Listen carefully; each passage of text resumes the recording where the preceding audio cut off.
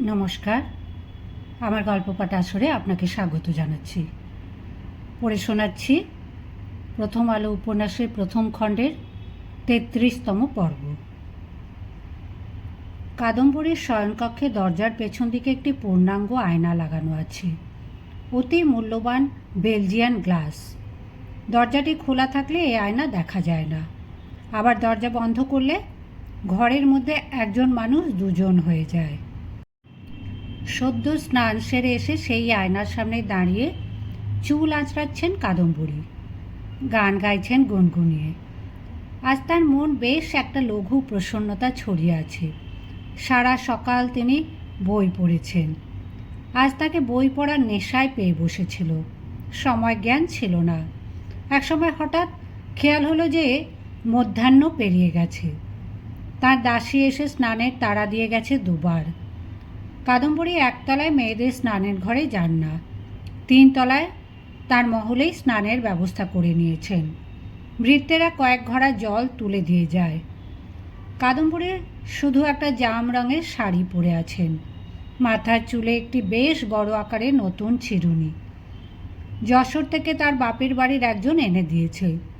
যশোরে এটাকে বলে কাঁকুই, এখানে সবাই বলে চিরুনি। কাদম্বরী বিয়ের পর প্রথম কাঁকুই বলে ফেলতেন। তা শুনে এবাড়ির অনেকেই হাসত। তার স্বামী অবশ্য বলতেন, এতে হাসির কিছু নেই, সংস্কৃতে কঙ্কতিকা, তার থেকে কাঁকুই। চিরুনিটাই গ্রাম্য লোকদের বানানো। তার বিদ্বান স্বামী সে সময় কত কিছু তাকে শেখাতেন। আয়নার ভেতরের কাদম্বরী দেখছেন মানুষ কাদম্বরীকে।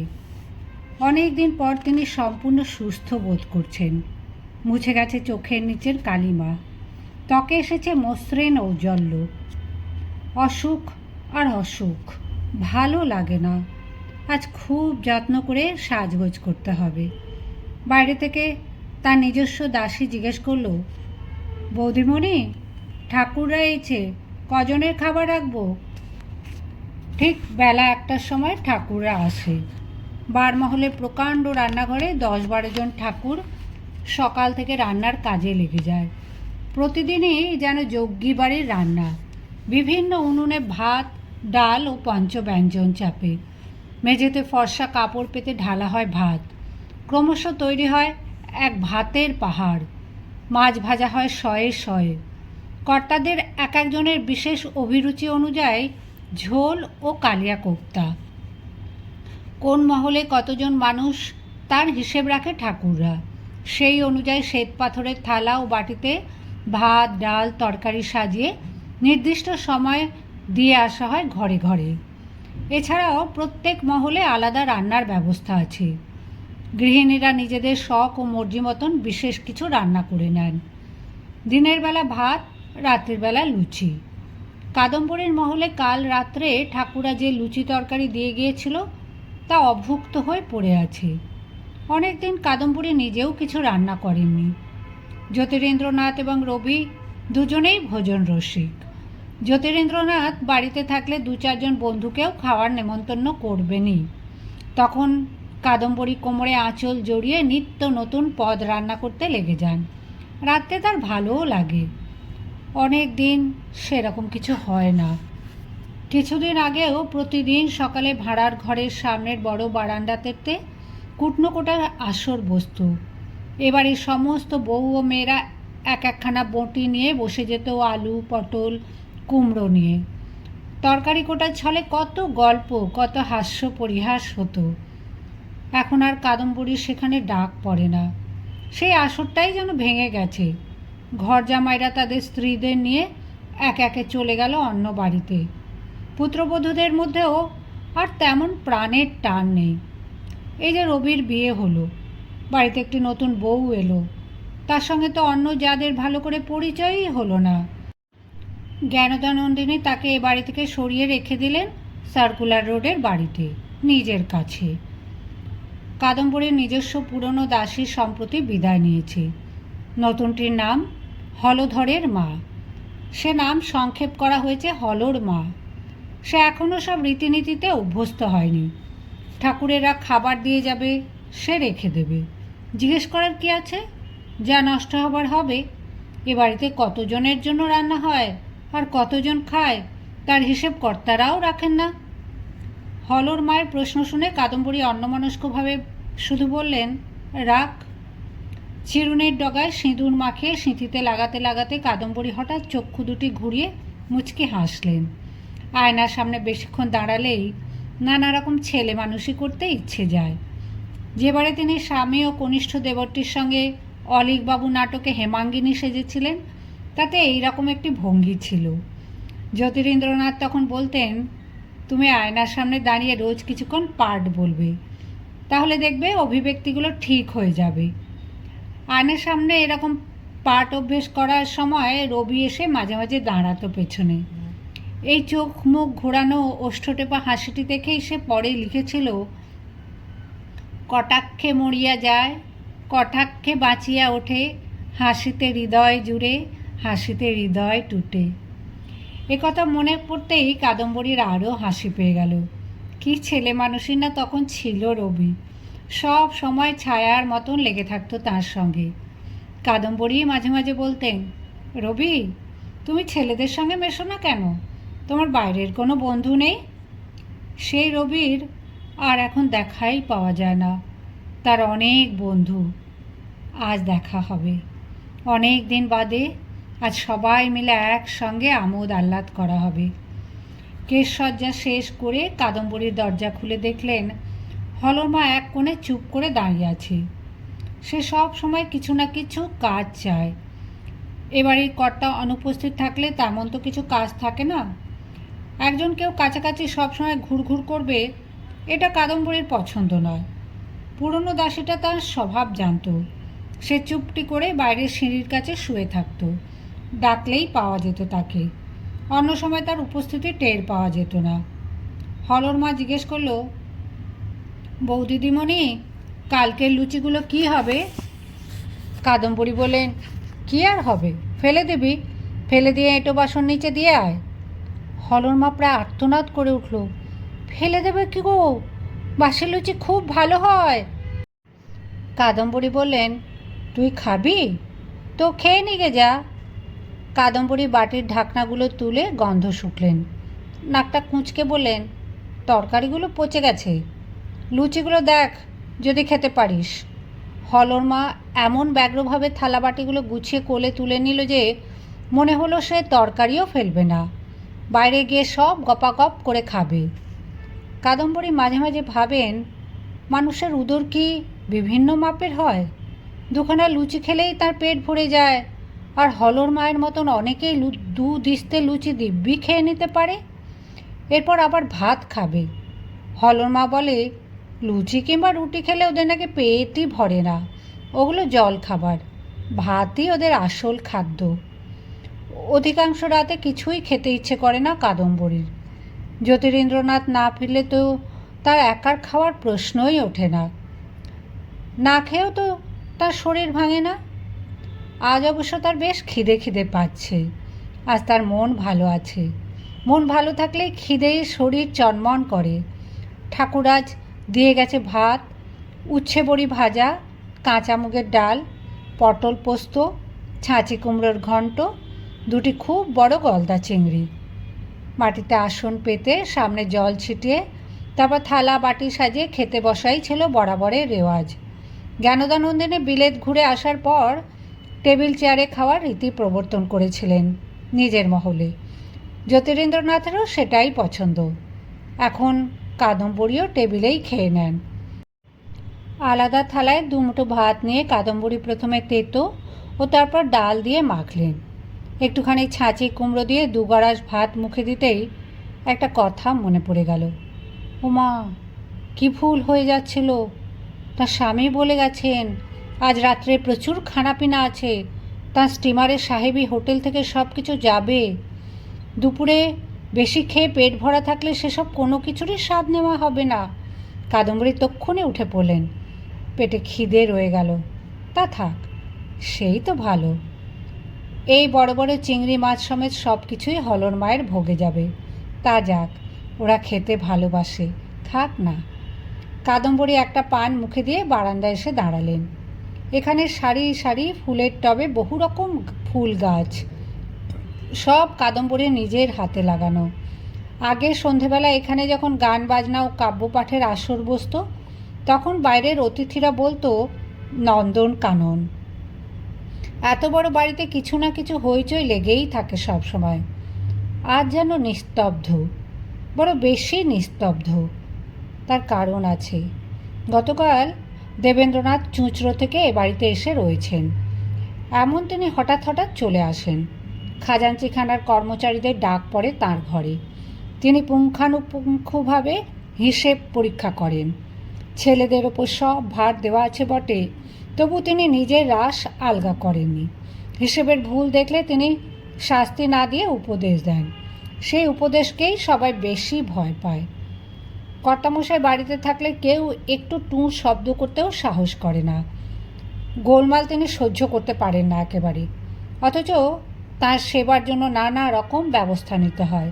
যেমন কাল সন্ধ্যে থেকে এ বাড়ির একটি বৃহৎ ভাগলপুরি গাভীকে দফায় দফায় গুড় খাওয়ানো হচ্ছে। দেবেন্দ্রনাথের ধারণা, গরুকে অনেকটা গুড় খাওয়ালে তার দুধের স্বাদ সুমিষ্ট হয়। গঙ্গা থেকে টাটকা জল বয়ে আনা হয় তার স্নানের জন্য। জেলেদের খবর দেওয়া হয়েছে কাল রাতে তারা প্রতিদিন এমন রুই মাছ ধরে আনবে যার ওজন 3 সেরের কম নয়, 3.5 সেরের বেশি হলেও চলবে না, এবং সেই রুই মাছ উঠোনে পড়ে লাফাবে। তার সুখ স্বাচ্ছন্দ্যের ভার তার জ্যেষ্ঠা কন্যার উপর। ঘরে ফিরে এসে কাদম্বরী পালঙ্কে আধশোয়া হয়ে একখানি বই খুললেন। তার স্বামী তাকে নিতে আসবেন ঠিক 6টার সময়। এখনও ঢের দেরি আছে। বইখানি রবির সন্ধ্যা সঙ্গীত। পাতা উল্টাতে উল্টাতে অনেক কথা মনে পড়ে গিয়ে কাদম্বরীর হাসি এসে যাচ্ছে। একদিন রবিকে রাগিয়ে দিয়ে তিনি বেশ মজা পেতেন। রবি যখন লেখে তখন যেন উদ্দাম এক আবেগে সে ভেসে যায়। চন্দননগরে, সদর স্ট্রিটের বাড়িতে, দার্জিলিংয়ে যে কোনো লেখায় কিছুটা লিখে সে নতুন বৌঠানকে শোনাবার জন্য ব্যস্ত হয়ে পড়ত। সে এমনই স্পর্শকাতর যে বিন্দু মাত্র সমালোচনা সহ্য করতে পারত না। এই যে এই কবিতাটা, কেন গান গায়, এটা শুনতে শুনতে কাদম্বরী বলেছিলেন, না রবি, ঠিক হচ্ছে না। রবি আহতভাবে বলেছিল, কেন, বোঝা যাচ্ছে না? কাদম্বরী বলেছিলেন, তুমি আবার পড়ো। রবি আবার শুনিয়েছিলেন, সংসারে যেদিকে ফিরে চাই, এমন কি কেহ তোর নাই? তোর দিন শেষ হলে স্মৃতিখানে নিয়ে কোলে শোয়াইয়া বিষাদের কোমল শয়নে, বিমল শিশির মাখা প্রেম ফুলে দিয়ে ঢাকা, চেয়ে রবে আনত নয়নে। কাদম্বরী বাধা দিয়ে বলেছিলেন, কেন অমন লিখেছ? তোর দিন শেষ হলে তারপর তোমায় কেউ আদর করবে? কেন, এর মধ্যেই মৃত্যুর কথা? এখনই বুঝি কেউ তোমাকে ভালোবাসতে পারে না? রবি একটা বড় দীর্ঘশ্বাস ফেলে বলেছিল, কে? তাই তো আমি লিখেছি, কেহ না, কেহ না। তা শুনে কাদম্বরী এমন হেসেছিলেন যে রবির একেবারে অপ্রতিভ অবস্থা। এরপরই সে আর একটা কবিতা লিখল, কেন গান শোনাই, এসো সখী, এসো মোর কাছে, কথা এক শুধাবার আছে। কাদম্বরী কিছু না বোঝার ভান করে জিজ্ঞেস করেছিলেন, কোন সখীকে ডাকছ তুমি? কি নাম তার? বিষণ্ণভাবে একটুক্ষণ চুপ করে থেকে রবি ফের শুনিয়েছিল, চেয়ে তব মুখপানে বসে এই ঠাঁই, প্রতিদিন যত গান তোমারে শোনাই, বুঝিতে কি পারো সখী, কেন যে তা গাই। কাদম্বরী আবার কৌতুক করে বলেছিলেন, তোমার সখী বুঝি কিছুই অনুভব করতে পারে না? বুঝো নাকি হৃদয়ের কোনখানে শেল ফুটে, তব প্রতি কথাগুলি আর্তনাদ করে উঠে। কাদম্বরী থামিয়ে দিয়ে বলেছিলেন, আর না, আর না, আমি সবই বুঝি, কিন্তু এমন কবিতা লিখো না, অন্য লোকে ভুল বুঝবে। বারবার পড়া এই কবিতাগুলি আবার পড়তে লাগলেন কাদম্বরী। চোখের সামনে ফিরে এলো পুরনো সেই দিনগুলি। যতই এসব ছবি মনে আসে ততই যেমন আনন্দ হয়, তেমনি চক্ষু দিয়ে অশ্রুও গড়ায়। একসময় একটু ঘুমিয়ে পড়েছিলেন কাদম্বরী, আবার জেগে উঠলেন কোকিলের ডাকে। কবার ডাকলো কোকিল? 5 বার। ধর্মর করে উঠে বসে কাদম্বরী তাকালেন দেয়ালের দিকে। একদিকে দেয়াল অনেকখানি জুড়ে রয়েছে একটি সুইস ঘড়ি। প্রতি ঘন্টায় তার তলায় দিক থেকে বেরিয়ে আসে একটি কলের কোকিল এবং অবিকল আসল কোকিলের মতন ডাক দিয়ে সে সময় জানিয়ে দেয়। সত্যি তো 5টা বাজে। কাদম্বরী ছুটে স্নানঘরে গিয়ে তোলা জলে মুখ চোখ প্রক্ষালন করলেন। সাজগোজ শেষ করতে হবে তাড়াতাড়ি, আর কিছুক্ষণের মধ্যেই নিতে আসবেন তার স্বামী। বহু পরিশ্রম ও অর্থব্যয়ের পর জ্যোতিরিন্দ্রনাথের প্রথম জাহাজ জলে ভেসেছে। 7 করে নাম রেখেছেন সরোজিনী, তার সবচেয়ে বিখ্যাত নাটকটির নামে। আর কয়েকদিনের মধ্যেই জাহাজটি বাণিজ্যিক যাতায়াত শুরু করবে পূর্ববঙ্গে। আজ গঙ্গাবক্ষে জ্যোৎস্না রাতে সেখানে হবে এক পারিবারিক উৎসব। রবি কয়েকদিন ধরেই সেই জাহাজে রয়েছে। জোয়ার ভাটার সময় সেটি ঠিক চলাচল করছে কিনা তা পরীক্ষা করে দেখা হচ্ছে। খুব তাড়াতাড়ি খুলনা পর্যন্ত যাত্রী ও মালপত্র পরিবহনের কাজ শুরু করার জন্য জ্যোতিরিন্দ্রনাথ ব্যস্ত হয়ে পড়েছেন। জাহাজের ব্যবসা শুরু করার পরিকল্পনা যখন তার মাথায় এসেছিল তখন তার কোনো প্রতিদ্বন্দ্বী ছিল না, কিন্তু তিনি গোপনীয়তা রক্ষা করেননি। ঠাকুরবাড়ির যে কোনো উদ্যোগ সম্পর্কে অনেকেই কৌতূহলী, কথা বাতাসে ছড়ায়। এরই মধ্যেই ফ্লোটিলা কোম্পানি নামে একটি বিদেশি জাহাজ প্রতিষ্ঠান খুলনা ও বরিশালের মধ্যে বাণিজ্য শুরু করে দিয়েছে। জ্ঞানদানন্দিনীও গত পরশু থেকে ওই জাহাজের একটি কেবিনে আস্তানা গেড়ে আছেন। জাহাজটির অভ্যন্তরীণ সাজসজ্জা হচ্ছে তার নির্দেশে। তিনি শেষ পরিদর্শন করছেন। জ্যোতিরিন্দ্রনাথ নিজের পত্নীর ওপর এভার দেননি। যদিও কাদম্বরীর গৃহসজ্জা রুচির এ যাবৎ প্রশংসা করেছেন সকলেই, কাদম্বরী তার অভিমানের কোনো প্রকাশ্য ইঙ্গিত না দিলেও জ্যোতিরিন্দ্রনাথ আগে থেকে খানিকটা কৈফিয়তের সুরে জানিয়েছিলেন যে বিলেতি কোম্পানির সঙ্গে পাল্লা দিতে হবে। জ্ঞানদানন্দিনী বিলেত ফেরত, সুতরাং সরোজিনীকে যেমন কেমন করে সাজাতে হবে তা তিনিই ভালো বুঝবেন। 2 দিন ধরে ওই জাহাজে জ্ঞানদানন্দিনী, রবি ও জ্যোতিরিন্দ্রনাথ রয়েছেন। ওরা কাজে ব্যস্ত ঠিকই, কিন্তু একসঙ্গে কাজ করার একটা আমোদও তো আছে। তার থেকে বাদ পড়েছেন কাদম্বরী। এই চিন্তার যন্ত্রণা তার বুকে কাঁটার মতন বেঁধে আছে, কিন্তু কে আর সে কাঁটার খোঁজ রাখে? এমনকি যে কবি তাকে শুনিয়েছিল, বুঝো নাকি হৃদয়ের কোনখানে শেল ফুটে, সেও তো আর এই হৃদয়ের কথা বুঝতে চায় না। তবু কাদম্বরী ঠিক করেছেন আজ আর কোনো গ্লানি রাখবেন না। আজ জ্যোৎস্না রাতের উৎসবে তিনি যোগ দেবেন সম্পূর্ণ খোলা মনে। জাহাজটি রয়েছে শ্রীরামপুরের কাছাকাছি। শুধু তাকে নিয়ে যাবার জন্যই তার স্বামী আসবেন এতটা পথ উজিয়ে। যত্ন করে শরীর ধুয়ে কাদম্বরী শাড়ি বদলাতে লাগলেন। কত শত মূল্যবান শাড়ি জমে আছে, পরাই হয় না। বাড়ি থেকে না বেরোতে হলে এইসব জমকালো শাড়ি আর কে পরে? কাদম্বরী শেষ বাড়ি থেকে বেরিয়েছেন মাসখানেক আগে, স্বর্ণকুমারীর বড় মেয়ের বিয়েতে। স্বর্ণকুমারীর বাড়িতে তার যেতে ইচ্ছে করে না, কিন্তু বিয়ের দিন যেতেই হয়েছিল। রবির পরিচালনায় বাড়ির অনেক ছেলেমেয়েরা মিলে বিবাহ উৎসব নাটক করলো। অনেক মজা হলো। বিয়ের কোণে হিরণময়ীর বয়স 16। এত বয়স পর্যন্ত সে অবিবাহিত ছিল, তার কারণ পাত্র তো ঠিক করা ছিল আগে থেকেই। পাত্র ফণিভূষণ ওদের আত্মীয়ের মতন। ও বাড়িতে যাতায়াত করতে করতে হিরণময়ীকে পছন্দ করেছিল, কিন্তু যোগ্য হবার জন্য সে বিলেত ঘুরে ডিগ্রি নিয়ে এলো। হ্যাঁ, সে বিয়ের দিন আমোদ আহ্লাদে হয়েছিল খুবই। তবু যেন কাদম্বরী অনুভব করেছিলেন অনেকেই যেন তার সঙ্গে ভালো করে কথা বলছে না। তিনি এক কোণে দাঁড়িয়েছিলেন, কেউ তাকে ডাকেনি কেন্দ্রস্থলে আসতে। তিনি আর একটা ব্যাপার লক্ষ্য করেছেন, রবি যখন নেভৃতে তার কাছে থাকে তখন রবি তার কত আপন, কিন্তু যখন অনেকের মধ্যে দেখা হয় তখন রবি যেন তার দিকে স্পষ্ট করে তাকাতেও সংকোচ বোধ করে। জ্যোৎস্না রাতে নীল রং মানায়। অনেক শাড়ি ঘাঁটাঘাঁটি করে শেষ পর্যন্ত কাদম্বরী পছন্দ করলেন গাঢ় নীল রঙের নয়নসুখ সিল্কের শাড়ি। আলতা দাসীকে আগে থেকেই খবর দেওয়া ছিল, সে এসে 2 পায়ে আলতা পরিয়ে দিয়ে গেল। তারপর কাদম্বরী একসঙ্গে 12টি ধূপ জ্বালিয়ে সেই ধূপের ধোঁয়া লাগালেন তার চুলে ও দুই স্তনের মাঝখানে, ভুরুতে দিলেন কাজল, সুরমা আঁকলেন চোখে। দুই বগলের নিচে বেশ কিছুক্ষণ চেপে ধরে রইলেন কয়েকটি করে চাঁপা ফুল। আতর কিংবা বিলিতি সুগন্ধের চেয়ে এইসবই কাদম্বরীর পছন্দ। সাজ শেষ করে খোঁপায় জুঁইয়ের একটা মালা জড়িয়ে কাদম্বরী আবার দাঁড়ালেন আয়নার সামনে।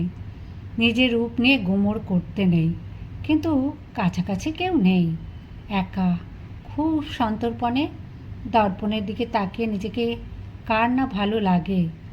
কাদম্বরীর মনে পড়ল বেশ কিছুদিন আগে রবি তাকে একবার সাজতে দেখে বলে উঠেছিল, অশোক বসনা যেন আপনি সে ঢাকা আছে, আপনার রূপের মাঝার রেখা রেখা হাসিগুলি আশেপাশে চমকিয়ে রূপেতেই লুকায় আবার। আজও কি সেই রকম সাজ হয়েছে? বেশি বেশি হয়ে যায়নি তো? রূপের মধ্যে রূপ লুকিয়েছে। ভাবতে ভাবতে তিনি দারুণ চমকে উঠলেন। আবার কোকিল ডেকে উঠল 6 বার। তাহলে তো সময় হয়ে গেছে। সিঁড়িতে কি শোনা যাচ্ছে তার স্বামীর পদশব্দ? দরজা খুলে তিনি বললেন, হলর মা, দেখো দেখি কেউ এলো? না, সিঁড়ি দিয়ে কেউ উঠে আসছে না এখনো। তবু কাদম্বরীর দৃঢ় বিশ্বাস একটু দেরি হলেও জ্যোতিরেন্দ্রনাথ এসে পড়বেন যে কোনো মুহূর্তে। কোনো কাজের অছিলা দেখে আজ তিনি রবিকে পাঠালে কাদম্বরীর খুব রাগ হবে। না, আজ তিনি রবির সঙ্গে যাবেন না। জ্ঞানদা নন্দিনীর সামনে তিনি আজ তার স্বামীর পাশাপাশি থাকতে চান। কোকিল, নির্দয় কোকিল, সে খালি ডেকেই চলে। বসন্ত শেষ হয়ে গেছে, তবু সে ডাকে। ঘড়ির মধ্যে কলের কোকিল আবার দিন রাত্রি মানে না। সে ক্লান্তও হয় না, ডাকবেই সে প্রতি ঘন্টায়। 7টা, 8টা, 9টা, 10টা। কাদম্বরী ছটফটিয়ে বারবার ঘর আর বার করতে লাগলেন। কখনো দাঁড়ালেন বারান্দায়, কখনো জানলায়। জ্যোতিরেন্দ্রনাথ আজ আসবেন না, এ তিনি বিশ্বাসই করতে পারছেন না। আসবেন, তিনি ঠিকই আসবেন, যতই দেরি হোক। হলর মাকে ছুটি দিয়েছেন তিনি। সারা বাড়ি ক্রমশ অন্ধকার ও স্তব্ধ হয়ে এলো। 11টা বেজে গেল। এরপর আর জাহাজে পৌঁছানো যাবে কি করে? আজকের মতন কি জ্যোৎস্না রাতের উৎসব বাতিল? তাহলে সবাই ফিরে এলো না কেন? কিংবা সবাই কাদম্বরীর কথা ভুলে গেছে? আসবেন না? তার স্বামীও আজ সত্যিই আসবেন না? এ ঘরে 30টি বাতিদানের বৃহৎ ঝাড়লণ্ঠনটি জ্বালানো হয়েছে। উজ্জ্বল আলোকময় কক্ষ। আয়নায় একজন, ঘরের মধ্যে আর এক কাদম্বরী। একজন যেন আর একজনকে বিদ্রূপ করছে। আয়নার নারীটি বলছে, ওরে, তুই এমন অভিসারিকার মতন সাজগোজ করলি কার জন্য? তোকে যে বিভৎস প্রেতিনীর মতো দেখাচ্ছে। দুহাতে মুখ চাপা দিয়ে কাদম্বরী ঝাঁপিয়ে পড়লেন বিছানায়। এতক্ষণ তার কেশচর্চা নষ্ট হয়ে যাবে বলে তিনি একবারও শয্যায় গা এলাননি। এখনও কিন্তু তার কান্না আসছে না। চক্ষু দুটি শুষ্ক, শরীরে অসহ্য ছটফটানি। একটু পরেই আবার উঠে পড়ে তিনি একটি গান গেয়ে উঠলেন। বুঝি বেলা বহে যায়, কাননে আয় তোরা আয়, সাত ছিল যে পরিয়ে দেব মনের মতন মালা গেঁথে, কই সে হলো মালা গাঁথা, কই সে এলো হায়। এখনও তো কান্না পাচ্ছে না। গাইতে গাইতে হি হি হি করে হেসে উঠলেন কাদম্বরী। আবার আয়নার নারীটির দিকে চোখ পড়ল। সে কিছু বলার আগেই কাদম্বরী চোখ পাকিয়ে বললেন, তুই এখনও রয়েছিস কেন মুখ পুড়ি? যা, বিদায় হ। ইস, আবার সাজের ঘটা দেখ। দেয়ালের কোণে জ্যোতিরেন্দ্রনাথের একটি রূপো বাঁধানো ছড়ি রাখা আছে। ছুটে গিয়ে সেটা এনে কাদম্বরী ঠাঁই ঠাঁই করে মারতে লাগলেন তার এতকালের সাধের দর্পণে। ঝনঝন শব্দে চূর্ণ বিচীর্ণ হয়ে মেঝেতে ছড়িয়ে গেল কাচ। তাতে কাদম্বরী খুব তৃপ্তি বোধ করলেন। যাক, আর কোনো দিন ওই আয়নায় ঠিক নিজের মতন এক নারীকে দেখতে হবে না। নিজের সঙ্গে আর তার দেখাই হবে না। এমনিতে কেউ শত অনুরোধ করলেও গান শোনাতে চান না কাদম্বরী। এখন এত রাত্রে কেউ অবাক বা বিরক্ত হবে কিনা না ভেবেই বেশ জোরে জোরে আপন মনে গান করতে লাগলেন। দেখে যা দেখে যা, দেখে গেল তোরা সাধের কাননে মোর, আমার সাধের কুসুম উঠেছে ফুটিয়া, মলয় বহিছে সুরভি লুটিয়া রে। মাঝপথে গান থামিয়ে তিনি কাল্পনিক কোনো শব্দ শুনে চেঁচিয়ে উঠলেন, কে কে? কোনো সাড়া নেই। তিনি বাজ পাখির মতন তীক্ষ্ণ কুটিল চোখে চেয়ে রইলেন বন্ধ দরজার দিকে। তারপর আপন মনে বললেন, কেউ না, বুঝি বাতাস। আজ থেকে বাতাস, তুমি আমার কেউ না। মধ্যরাতের জ্যোৎস্না, তুমি আমার কেউ না। বারান্দায় যত ফুল ফুটে আছো, তোমরা আমার কেউ না। আর কাকে কাকে ছাড়তে হবে? একটুক্ষণ ঘাড় বেঁকিয়ে লক্ষ্মীটারা হয়ে তিনি ভাবতে লাগলেন। ভাবতে ভাবতে তার মাথায় অন্য একটা চিন্তা এলো। সরোজিনী জাহাজে নিশ্চয়ই এখন গানের আসর বসেছে, ফুর্তির ফোয়ারা বইছে। তিনি নিজে যদি তার মধ্যে সহসা হাজির হন, তাহলে কেমন হয়? কিন্তু যাওয়া যাবে কি করে? কাদম্বরী তো পথ চেনেন না। বঙ্গলালনাদের পক্ষে একা একা কোথাও যাওয়ার যেন প্রশ্নই ওঠে না। ঠাকুরবাড়ির কয়েকজন যুবা তাদের স্ত্রীলোকদের নিয়ে পথে বেরিয়ে যথেষ্ট সাহসের পরিচয় দিয়েছিলেন। কত লোক সেজন্য কটু কথা বলেছে। এমনকি এ পরিবারের কর্তামশাই ঋষিতুল্য দেবেন্দ্রনাথও ভ্রু কুঞ্চিত করেছেন। কিন্তু এ পর্যন্তই।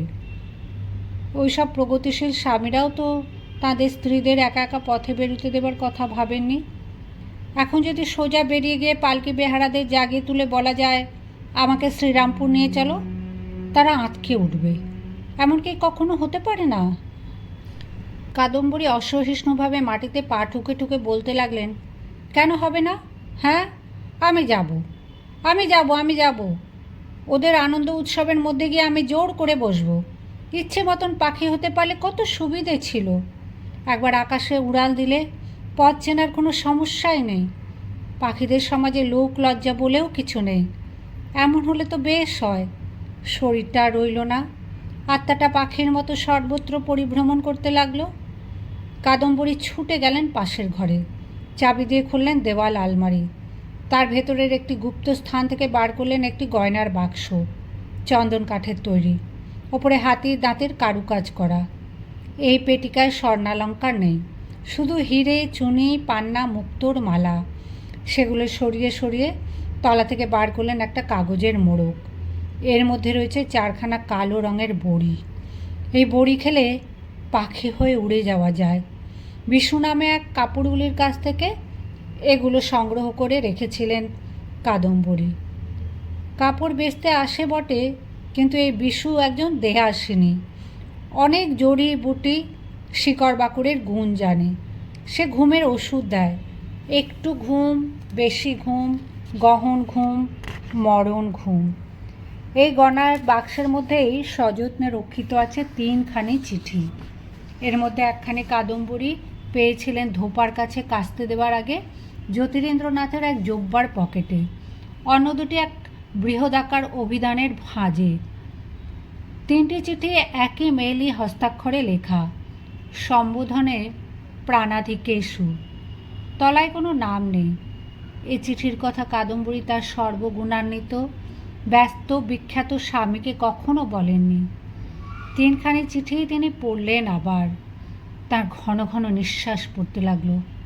অত্যুজ্জ্বল হলো 2 চক্ষু, সমস্ত রোমকূপে জ্বালার অনুভূতি।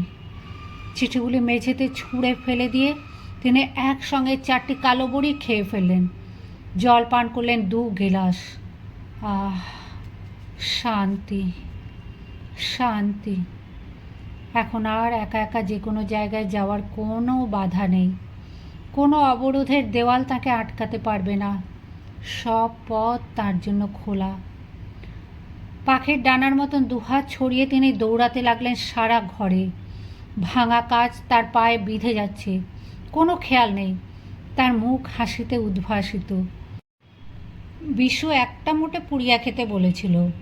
4টি খেয়ে শরীর কি হালকা লাগছে। পা দিয়ে ফোঁটা ফোঁটা রক্ত পড়ছে। তাতে যেন আলপনা আঁকা হয়ে যাচ্ছে সাদা মার্বেল পাথরে। কাদম্বরী আজ নাচছেন। কেউ কোনো দিন তার নাচ দেখেনি। খুলে ফেললেন শাড়ি। পরনে রইল শুধু সেমিজ। নাচতে নাচতে ছুঁড়ে ফেলতে লাগলেন হাতের কঙ্কন, গলার হার, কানের দুল, খোঁপার ফুল। গাইতে লাগলেন একটা গান, তা খুবই অস্পষ্ট, কথা বোঝাই যায় না। একটু ক্লান্ত হয়ে বসলেন একটা চেয়ারে। এ ঘরে একটি টেবিলও রয়েছে। জ্যোতিরিন্দ্রনাথ অনেক সময় এখানে বসে লেখাপড়া করতেন। অনেক দিন বসেননি। এখনও কিছু কাগজপত্র ছড়ানো রয়েছে। কাদম্বরী ভ্রু কুঞ্চিত করে ভাবলেন, যাবার আগে একটা চিঠি লিখে যাবেন। কিন্তু কাকে? রবিকে না তার স্বামীকে?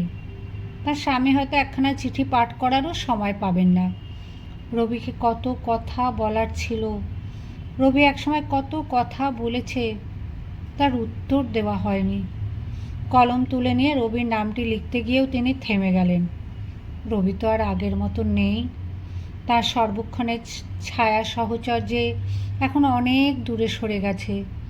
সে এখন পরিপূর্ণ যুবক, বিবাহিত, বাইরের পৃথিবীর সঙ্গে যুক্ত।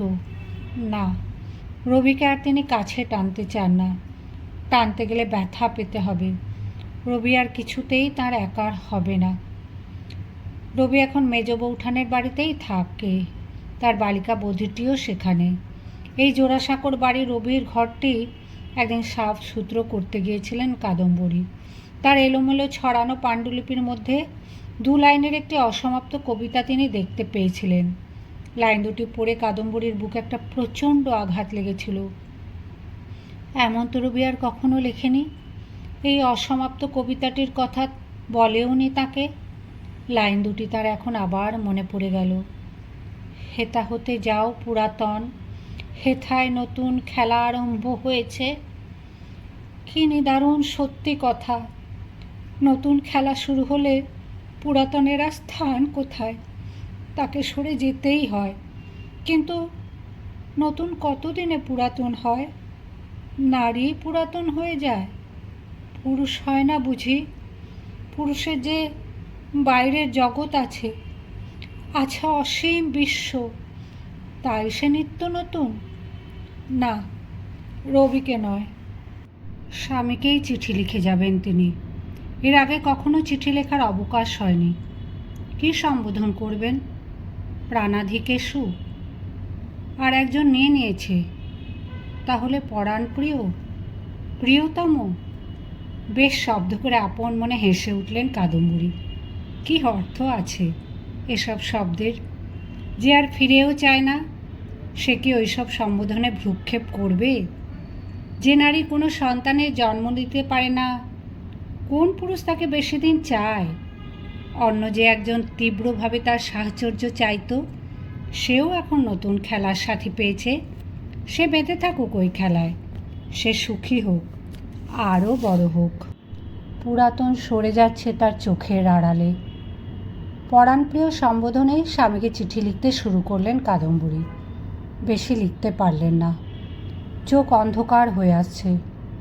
সংক্ষিপ্তভাবে শেষ করলেন দ্রুত। তলায় লিখলেন, ইতি তোমার জন্য জন্ম জন্মান্তরের এক কাঙালিনী। উঠে দাঁড়িয়ে পাশের ঘরটিতে যেতে যেতে অস্ফুট কণ্ঠে আবার বলেন, হেথা হতে যাও পুরাতন, হেথায় নতুন খেলা আরম্ভ হয়েছে। কেউ চায় না, পুরাতনকে কেউ চায় না, আমায় আর কেউ চায় না। অচ্ছুতের মতন সবাই আমাকে ঠেলে দিয়েছে ঘরের কোণে। এই প্রথম এক উচ্ছ্বসিত জলপ্রপাতের মতো কান্নায় আন্দোলিত হলেন কাদম্বরী। আর্তস্বরে বলতে লাগলেন, রবি, রবি, আমি চলে যাচ্ছি। তোমার কবিতা, তোমার গানই আমাকে বাঁচিয়ে রেখেছিল। তোমার রচনার মধ্যেই আমি নিজেকে খুঁজে পেয়ে ধন্য হয়েছি। রবি, আমি চলে যাচ্ছি। নতুন বৌঠান এখন পুরাতন হয়ে গেছে। সেই পুরাতন আজ বিদায় নিচ্ছে। আর দাঁড়াতে পারলেন না কাদম্বরী। তার শরীরটা দুমড়ে মুচড়ে ভেঙে পড়ল কঠিন পাথরে। জোর শব্দে তার মাথা ঠুকে গেল। ঝাড় লণ্ঠন জ্বলতেই লাগলো। প্রতি ঘন্টায় ডেকে গেল কোকিল। খোলা জানলা দিয়ে বাতাস ঢুকে খেলা করতে লাগলো এক নিস্পন্দ শরীর ঘিরে। কাদম্বরীর ভরে ওঠা স্বভাব। প্রতিদিন তিনি নিজের হাতে ঝাড়ি নিয়ে তার টবের গাছগুলিতে জল সিক্ত করেন। এদিন অনেক বেলা হয়ে গেল, তবু দ্বার খোলে না। হলর মা কয়েকবার ফিরে গেল ডাকাডাকি করে। ক্রমে আরও বেলা বাড়ল। তারপর দাসদাসীদের মধ্যে কানাকানি শুরু হয়ে গেল। দাসদাসীরাই খবর ছড়িয়ে দিল বিভিন্ন মহলে। অন্যান্য বধূরা উঁকি ঝুঁকি মেরে গেলেন। কিছুই বোঝা গেল না। ভেতরে কোনো সাড়া শব্দ নেই। পাশের বাড়ি হিন্দু ঠাকুরদের একটা অংশ থেকে জ্যোতিরিন্দ্রনাথের মহলটি দেখা যায়। সেখানে গিয়ে ভিড় করলো অনেকে। হ্যাঁ, দেখা যাচ্ছে বটে জানলা খোলা, পালঙ্কটি শূন্য, ঘরে তো কেউ নেই। কোথায় গেলেন কাদম্বরী? একটা বড় টুল এনে তার উপর চাপিয়ে দেওয়া হলো গুণেন্দ্রনাথের ছোট মেয়ে সুনয়নীকে। সবাই জিজ্ঞেস করছে, কি দেখছিস, কি দেখছিস? সুনয়নীর কণ্ঠ দিয়ে স্বর বেরুচ্ছে না। মুখখানি ভয় বিবর্ণ হয়ে গেছে। এই প্রথম সেই বালিকা মৃত্যু দর্শন করছে। মেঝেতে অস্বাভাবিকভাবে পড়ে থাকা নতুন কাকিমার দেহটি দেখলেই মৃত্যুকে চেনা যায়। এরপর দরজা ভাঙা ছাড়া গত্যন্তর নেই। কিন্তু কাদম্বরীর স্বামী অনুপস্থিত। ও ঘরের দরজা ভাঙার দায়িত্ব কে নেবে? অবিলম্বেই দেবেন্দ্রনাথের কাছে তার অন্নপুত্ররা এই মর্মান্তিক সংবাদ পৌঁছে দিল। দেবেন্দ্রনাথ ধ্যানে বসেছিলেন। তার মাঝখানে তাকে শুনতে হলো সব। তার মুখে একটি রেখাও কাঁপল না।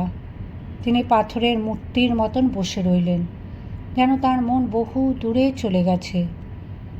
কয়েক মিনিট পরে তিনি একটা দীর্ঘশ্বাস ফেলে ফিরে এলেন বাস্তব পারিপার্শ্বিকে।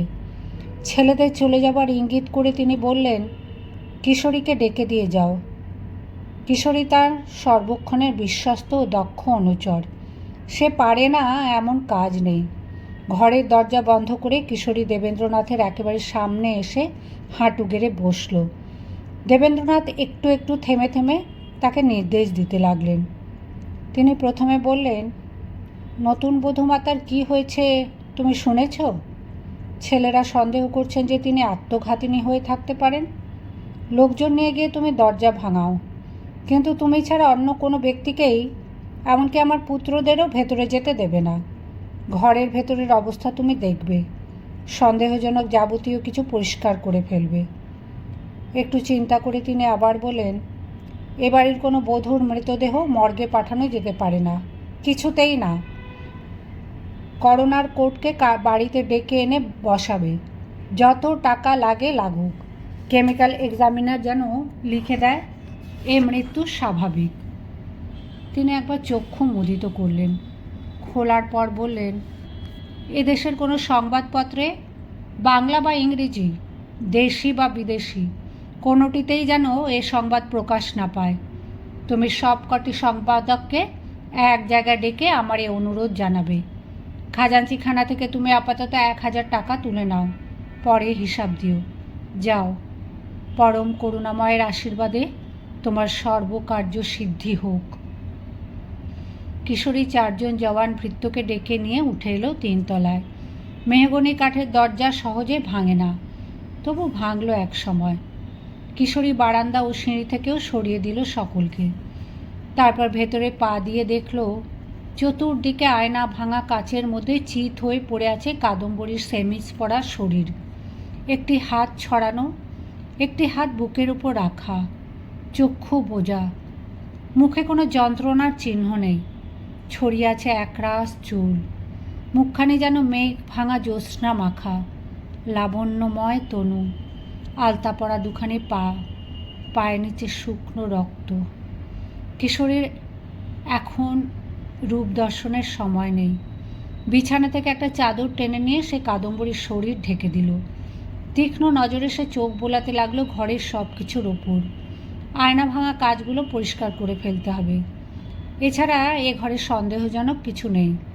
মাঝখানে দরজা দিয়ে দেখা যাচ্ছে পাশের ঘরের মেঝেতে কাগজ ছড়ানো। দৌড়ে গিয়ে সে চিঠি 3খানি তুলে নিয়ে 2-1 লাইন পড়ল মাত্র। সঙ্গে সঙ্গে কুচি কুচি করে ছিঁড়ে টুকরোগুলো রাখলো নিজের পকেটে। টেবিলের ওপর চাপা দেওয়া জ্যোতিরিন্দ্রনাথের উদ্দেশ্যে লেখা চিঠিটি সে পড়ল পুরোই। এখানেও ছিঁড়ে ফেলতে সে দ্বিধা করল না। আলমারি খোলা, গহনার বাক্স রয়েছে টেবিলের এক কোণে।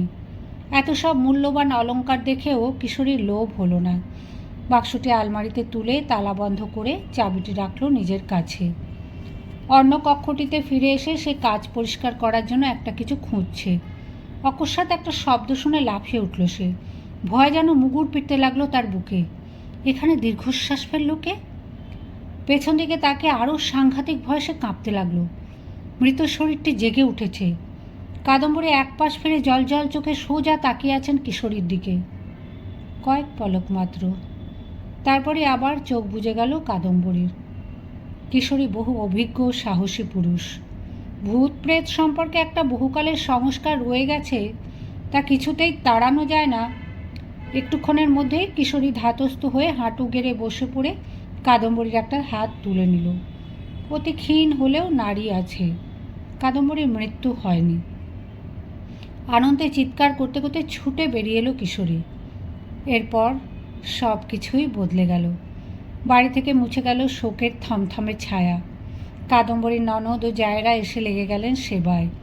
একজন সাহেব ডাক্তার ও 3 জন বাঙালি ডাক্তারকে ডেকে আনা হলো প্রায় সঙ্গে সঙ্গে। এর মধ্যে সরোজিনী জাহাজে খবর দেবার জন্য দূত চলে গেছে। জাহাজ ছেড়ে সকলে 3খানা দ্রুতগামী জুড়ি গাড়িতে ফিরে এলো জোড়াসাঁকোয়। জ্যোতিরিন্দ্রনাথ ও রবি বসল কাদম্বরীর শিয়রের দুপাশে। কাদম্বরীর দেহে প্রাণ আছে বটে, কিন্তু তার বাকরোধ হয়ে গেছে। জ্ঞানও ফিরছে না। ডাক্তাররা যমের সঙ্গে লড়াই চালিয়ে যেতে লাগলেন। 3 জন চিকিৎসককে রাত্রিরেও বাড়ি ফিরতে দেওয়া হলো না। তারা সারা রাত জেগে রইলেন পর্যবেক্ষণে। রবি ও জ্যোতিরিন্দ্রনাথের দিকে আর চক্ষু মেলে চাইতে পারলেন না কাদম্বরী। সেই অবস্থায় 2 দিন পর তাঁর শেষ নিঃশ্বাস বেরিয়ে গেল। আগে থেকেই ব্যবস্থা করে রেখেছিল কিশোরী। কাদম্বরীর মৃত্যুর কথা নিশ্চিতভাবে ঘোষিত হতেই সে করোনার কোর্টের 2-3 জন কেরানি ও কেমিক্যাল এক্সামিনার সমেত ম্যাজিস্ট্রেট সাহেবকে ডেকে আনলো বাড়িতে। তাদের জন্য সাহেবী হোটেলের উত্তম উত্তম খাদ্য ও ব্র্যান্ডির বোতল আনা হলো। তারা খানাপিনা করে উপযুক্ত রিপোর্ট দিয়ে গেল। এই লাশ মর্গে পাঠাবার প্রয়োজন নেই। হেমচন্দ্র বিদ্যারত্নকেও আনিয়ে নেওয়া হয়েছে। তিনি শ্মশানে অন্ত্যেষ্টিক্রিয়া পরিচালনা করবেন। প্রচুর চন্দন কাঠ, কয়েক হাঁড়ি গব্যঘৃত ও ধূপ ধুনো সংগ্রহে ত্রুটি হলো না। কিন্তু শ্মশানে কে কে যাবে? পুত্রহীনা কাদম্বরীর মুখাগ্নি করার কথা তার স্বামীর, কিন্তু জ্যোতিরিন্দ্রনাথ অত্যন্ত ভেঙে পড়েছেন। শেষ দেখাও হলো না। সেদিন সন্ধেবেলা ভাটার জন্য জাহাজ আটকে গিয়েছিল। জোয়ার সেই মধ্যরাত্রে। সেই জন্যই কাদম্বরীকে নিতে আসা হয়নি। 2-1 জন অবশ্য বলেছিল, জাহাজ যদি যেতে না পারে তাহলে ঘোড়ার গাড়ি পাঠিয়ে কাদম্বরীকে শ্রীরামপুরে আনিয়ে নিলেই তো হয়। কিন্তু তখন গান বাজনা শুরু হয়ে গেছে। কেউ আর সে উদ্যোগ নেয়নি। জ্যোতিরিন্দ্রনাথ ভেবেছিলেন, আজ সন্ধ্যাবেলা হলো না, আগামীকাল তার পত্নীকে অবশ্যই আনাবেন। কিন্তু এর মধ্যে যে তাঁর পত্নী প্রচণ্ড অভিমানে এমন একটা সাংঘাতিক কাণ্ড বাঁধিয়ে বসবেন, তা অনুমান করতে পারলে কি জ্যোতিরিন্দ্রনাথ সেই দিনই আসতেন না? সেই ক্ষোভে, ধিক্কারে, গ্লানিতে জ্যোতিরিন্দ্রনাথ আর দাঁড়িয়ে থাকতেই পারছেন না। মুখ গুঁজে শুয়ে আছেন বিছানায়। এই অবস্থায় তাঁর পক্ষে শ্মশানে যাওয়া অসম্ভব। অগত্যা রবিকেই সব দায়িত্ব নিতে হলো। জ্ঞানদানন্দিনী প্রায় জোর করে জ্যোতিরিন্দ্রনাথকে নিয়ে গেলেন নিজের বাড়িতে। এখন ওরই চিকিৎসা ও শুশ্রূষা দরকার। রবি একটা আচ্ছন্ন অবস্থার মধ্যে রয়েছে। ঠিক কান্নাও আসছে না তার। নতুন বউঠান নেই, এ কথাটা সে বিশ্বাসই করতে পারে না। চোখের সামনে সে দেখছে বটে যে নতুন একটা পালঙ্কে লম্বমান কাদম্বরীর মৃতদেহ। পুরোহিতরা মন্ত্র পড়ছেন, ওদিকে চিতা সাজানো হচ্ছে। তবু তার মনে হচ্ছে এ সব কিছুই অলীক। নতুন বউঠান রবির অস্তিত্বের অবিচ্ছেদ্য অঙ্গ। রবি রয়েছেন আর তিনি চলে গেছেন, এ কখনো হতে পারে? না না, অসম্ভব।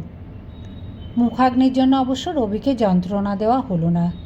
ঠাকুরবাড়ির অন্যান্য সকলেই জানে কাদম্বরীর সঙ্গে রবির কতখানি ঘনিষ্ঠ সম্পর্ক ছিল। বরদাদার ছেলে দীপুবাবু সে কাজটি সেরে দিলেন। কিশোরী শ্মশানে যায়নি। নিমতলা ঘাটে চিতায় ঘি খাওয়া আগুনের লেলিহান শিখায় যখন কাদম্বরীর শরীর পুড়ছে, তখন কিশোরী কলকাতার সব কটি দৈনিক ও সাময়িক পত্রের সম্পাদকদের জড়ো করছেন উইলসন হোটেলে। সেখানে ঢালা ও খাদ্য ও পানীয় পরিবেশিত হলো। সকলকে করজোড়ে আপ্যায়ন করতে করতে কিশোরী মহামান্য দেবেন্দ্রনাথের অনুরোধটি জানালো। আপত্তি তুলল না কেউ। শ্মশান থেকে ফিরে রবি মুখে নিমপাতা ছুঁয়ে নতুন বস্ত্র পরিধান করল। এরপরেও আরও অনেক পারলৌকিক ক্রিয়াকর্ম আছে, সবই ঘটে যাচ্ছে, অথচ রবি যেন এসব কিছুই দেখছে না। সে বৈঠকখানা ঘরের একটা মাদুরের ওপর বসে আছে, দেওয়ালে ঠেস দিয়ে।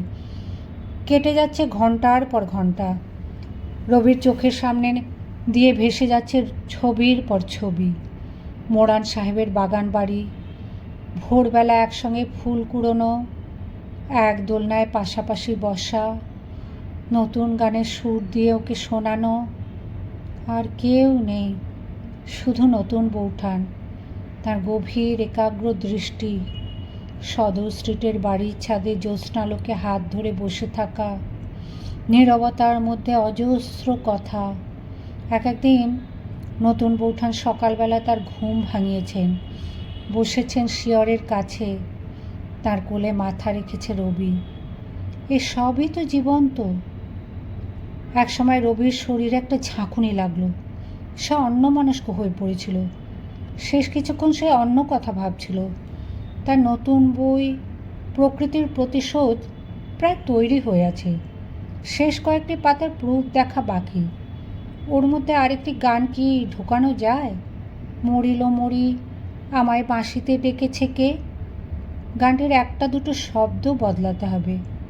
এরই মধ্যে নতুন বৌঠানের মুখ মন থেকে সরিয়ে দিয়ে সে তার বইয়ের কথা চিন্তা শুরু করেছিল। এমনও হয়। রবির দু চোখ দিয়ে টপ টপ করে ঝরে পড়তে লাগলো জল।